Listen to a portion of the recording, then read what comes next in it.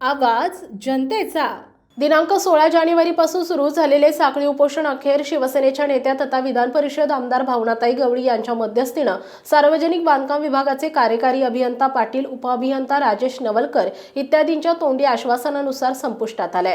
याबाबत सविस्तर वृत्त असे की मिरची ते डावा फाटा श्रीनाथ मंदिर महाराज चौक पर्यंत 13.5 किलोमीटर अंतराचा रस्ता गेल्या 4-4.5 वर्षांपासून मंजूर झालेला असून रस्त्याचं अर्धवट काम झालेलं असून त्यातही विविध समस्यायुक्त रस्ता तयार झालेला आहे। श्रीनाथ नंगे महाराज मंदिरापासून ते श्रीनाथ नंगे महाराज चौक डव्हापर्यंत एकाकी माणसालाही साधे चालता येणार नाही इतका खराब झालेला रस्ता त्वरित दुरुस्त करून त्यावर डांबरीयुक्त कोट किंवा लेअर तयार करण्याच्या मागणीसाठी उपोषणाचा मार्ग अवलंबला होता। रिसोड मालेगाव विधानसभा मतदारसंघाचे आमदार अमित झनक यांनीही बसून प्रयत्न केले, परंतु त्यांच्या प्रयत्नांना उपोषण सोडण्यासाठी यश मिळालं नव्हतं। वास्तविकता सर्व अधिकारी तथा कंपनी जबाबदार व्यक्तींना रोडची समस्या दूर करण्याबाबत पत्रव्यवहार केले। अखेर उपोषणाच्या 4थ्या दिवशी संध्याकाळी आमदार भावनाताई गवळी यांनी संबंधित अधिकाऱ्यांना प्रत्यक्ष उपोषण स्थळी बोलावून घेतले।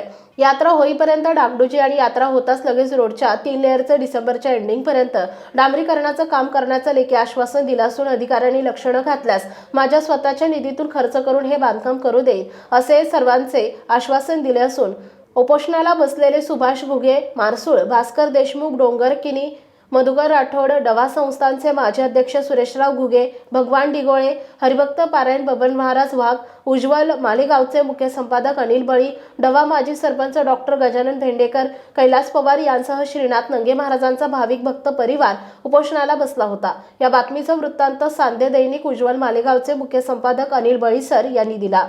मालेगाव विशेष प्रतिनिधी गणेश पाटील लहाणे। आपल्या परिसरातील बातम्या आणि ताज्या घडामोडी पाहण्यासाठी आजच आमच्या ABK न्यूज 24 चॅनलला सबस्क्राईब करा आणि बेल आयकॉनवर क्लिक करा।